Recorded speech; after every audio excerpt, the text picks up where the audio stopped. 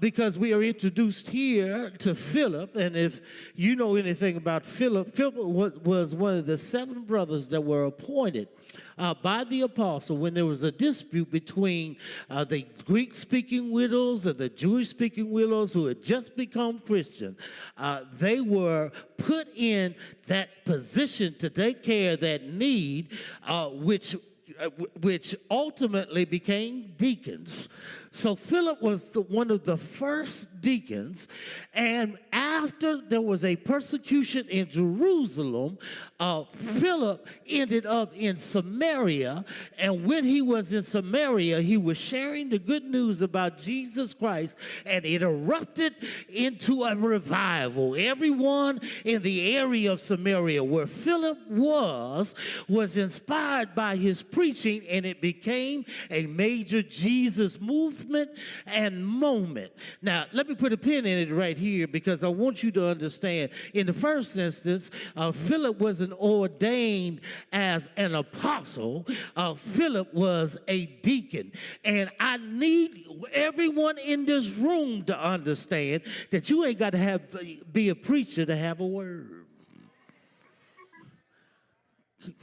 Sometimes we think that if it hadn't been about seminary, if it doesn't have onion skin on the wall, if it's not wearing a robe, that it's not coming from God. But I'm here to tell you that God can use anybody. In fact, some of the most powerful expressions from God that I've ever encountered didn't come from the pulpit. It came from somebody that had been blood-bought, Holy Ghost filled, that gave me a word or gave me encouragement, even though they were not clerics or ordained. And brothers and sisters, you got a story that only you can tell. You got a witness that only you can make.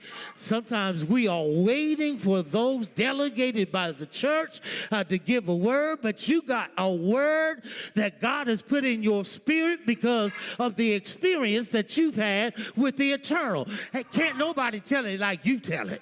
Can't nobody share it like you share it. Can't nobody say it like you say it. You got a word that God has given only to you.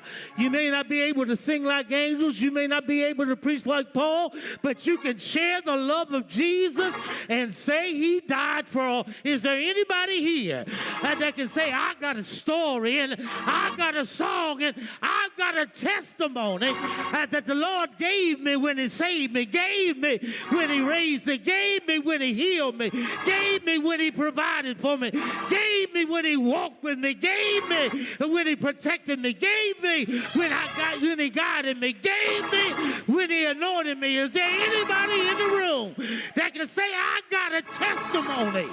You see me now, I'm looking well, but you didn't see me back then. But when the Lord picked